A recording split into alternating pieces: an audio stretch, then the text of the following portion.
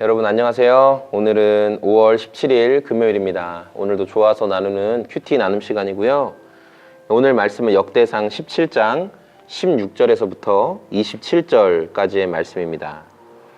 네, 오늘 말씀은 이제 다윗 왕이 이제 성막으로 들어가서 그 언약의 궤 앞에서 이제 기도하는 거죠. 하나님께서 주신 은혜들 성막 안에서 하나님 앞에 기도하며 하나님께서 내 인생 가운데 이런 일을 이루어 주셨습니다. 아무것도 아닌 저를 하나님께서 돌아보아 주셨습니다.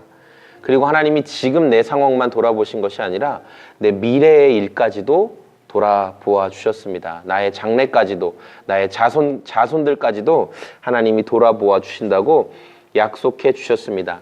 그래서 내가 하나님 앞에 존귀한 자입니다. 이렇게 고백하는 내용들이 담겨 있어요. 다윗은 하나님이 자신의 인생 가운데 하신 일들을 찬양하며 그 일들을 기억하며 하나님을 찬양하는 그런 인생을 살았다는 것을 보게 됩니다. 그러면서 다윗이 하나님의 약속에 의지해서 23절에 기도하게 되는데 주님께서 주님의 종과 이 종의 집안에 약속하여 주신 말씀이 영원토록 이루어지도록 하여 주십시오 하면서 주님의 약속을 기억하며 이렇게 기도하는 내용들이 말씀 가운데 등장하고 있습니다. 그건 뭐냐면 자신의 후손들 가운데 영원한, 그러니까 하나님이 다윗과 함께 영원한 왕조를 세우신다고 약속하셨거든요. 그리고 그 영원한 왕조는 예수 그리스도를 통해서 완전히 성취가 되었죠. 예수님은 영원한 왕이시죠. 썩지 않으시는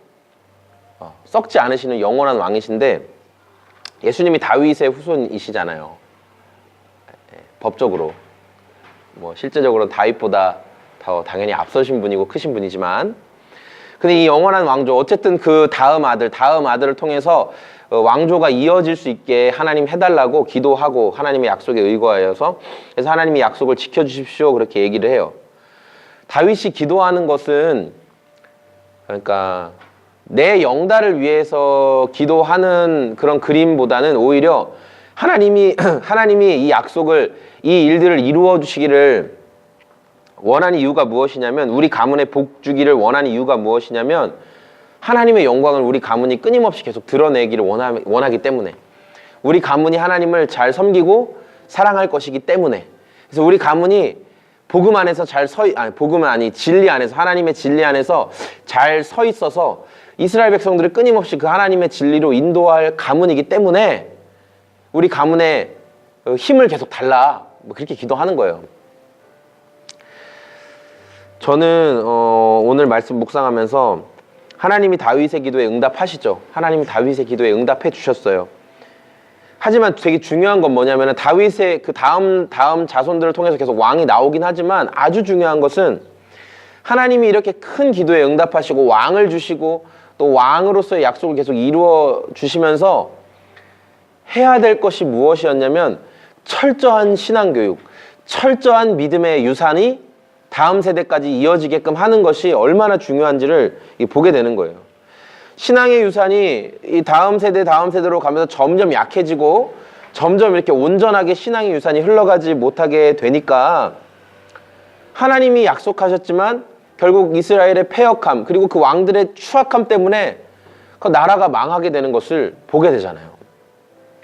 하나님이 전혀 다른 이방 민족을 들어 쓰셔서 이스라엘을 망하게 하시는 것을 우리가 보게 되잖아요. 여러분, 큰 은혜에는요, 큰 책임이 따릅니다. 하나님 저를 써주세요. 하나님 저를 이렇게 크게 사용해 주세요. 저를 통해 이런 큰 영광을 나타나게 해주세요. 우리 그렇게 기도하죠.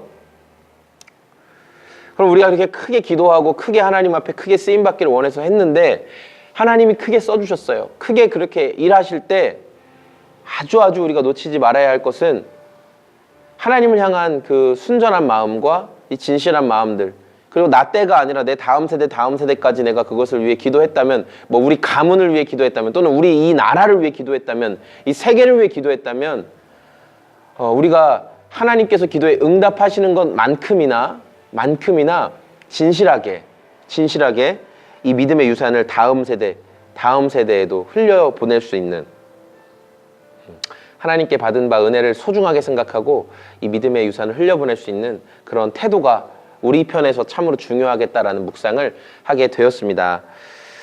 여러분, 우리가 은혜 받았습니다. 하나님 저에게 은혜 주셔서 감사합니다. 라고 얘기를 하는 게 사실 나한테 좋은 일이 일어났을 때 은혜 받았다 얘기하죠. 내가 막 병원에서 죽을 병 판정을 받았는데 하나님 감사합니다. 은혜 받았습니다. 정말 이런 분 정말 극히 드물죠? 드물어요. 저 또한 우리 애들이 예쁜 짓 하고 좋은 짓 할 때는 너무 좋죠. 그런데 막 속썩이고 너무 짜증 부리고 자기 멋대로 하려고 하고 할 때는 정말 힘들어요. 그러니까 아내랑 우스갯소리로 그런 얘기도 많이 했어요. 애 안 낳고 결혼해서 애 안 낳고 둘만 사는 집들은 참 좋겠다. 얼마나 행복할까. 진짜 행복해요. 왜냐면은 각 개체가 아내와 남편이 서로 각자 뭐 자기 앞가림을 다 하니까 원하는 거 하고 뭐 또 서로 그냥 좀 조율해서 뭐 하면 되고. 애들은 조율하기가 힘들거든요. 자아가 막 자라고 있는 상황이기 때문에 조율하기가 너무 힘들어요. 그런 상황에서 우리가 은혜 받았다라고 말 잘 못해요. 은혜 주셔서 감사하다고 말 잘 못해요. 어려운 일, 문제가 생겼을 때 은혜 받았다고 말 잘 못해요. 그렇죠? 나에게 잘 됐을 때, 나에게 좋은 일이 있을 때, 나에게 즐거움이 있을 때 은혜 받았다라고 얘기해요. 왜 내가 눈물이 팍 터졌을 때, 막 기도하다가 어떤 시원함을 느꼈을 때 은혜 받았다라고 얘기해요. 우리 감정이 어떤 요동이 있을 때. 근데 우리 감정도요, 어디서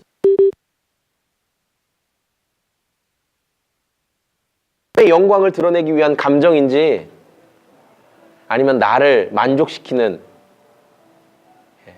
감정인지 우리가 돌아봐야 될 것 같습니다. 네. 오늘 여기까지.